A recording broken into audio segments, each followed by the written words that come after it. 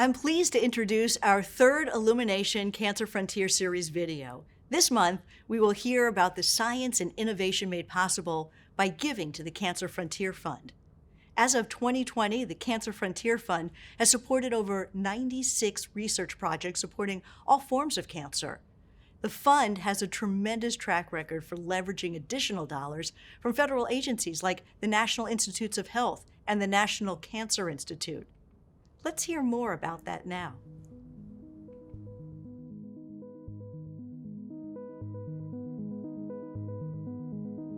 The pancreas spore is called a Specialized Program in Research Excellence, and it is a translational grant designed to do exactly what we've been focusing on here, which is try to take those basic science discoveries, bring them to the clinic, then try something new in the clinic, then see what happened in the clinic, bring that back to the lab and ask questions of how do we make that response that we saw against the tumor even better. If you look at pancreas cancer from when I started here, the overall survival rate from pancreas cancer was 4%. It's now 10%. We have more than doubled the survival for pancreas cancer in less than 10 years.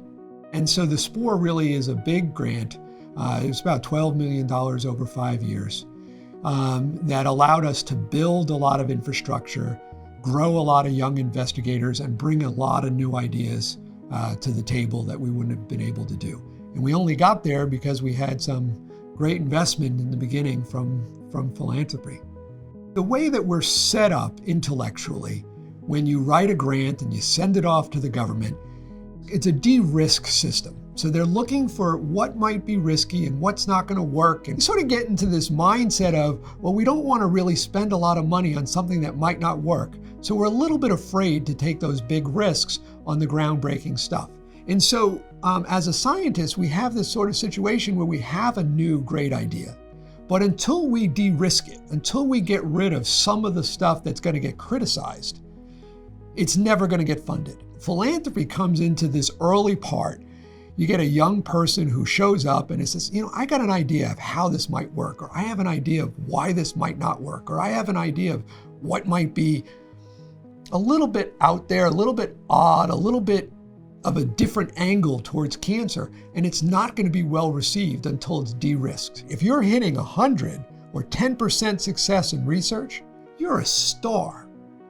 But that means like 9 out of 10 of your ideas are not going to work. And 9 out of 10 of your grants are not going to get funded. So we need these little encouragements for the young people to grow young scientists and grow diverse scientists. There's nothing more enjoyable to me than having somebody come up with an idea, that spark, then test it, and then come back to me and say, I got something that I know that no one else in the world knows. And it has importance and implication and downstream effects. It's the things that's resulted in several patents. It's the things that's resulted in these little moments. I described them to some trainees as, you're the first person to walk on the moon. You had an idea, it's your idea. And that idea was tested, and you're the only one who knows the important answer to that question. I've lived in a couple of cities, New York, Boston. I find St. Louis to be one of the most charity-minded, giving communities that I've ever experienced. The donors that have made this possible, incredible. Thank you so much. You don't understand how much every gift is thoughtfully put to work to solve this problem. And to the patients, I've had so many patients volunteer to be that person where we try something new on. They have made huge differences. Pancreas cancer is a devastating disease, and I have been taking care of patients for 20 years with pancreas cancer. And when you reflect on all the wins and all the losses, all the birthdays, the anniversaries, the things that these people lose, what is the goal? The goal is, I think, modest. The first step is living longer in harmony with cancer. And if we can get the body to fight the cancer, and we can get the treatments to be acceptable and less toxic. We're going to be able to tweak it in such a way that people are going to live a long time with this disease and get to experience all those important events in their lives. That's going to happen before we cure it.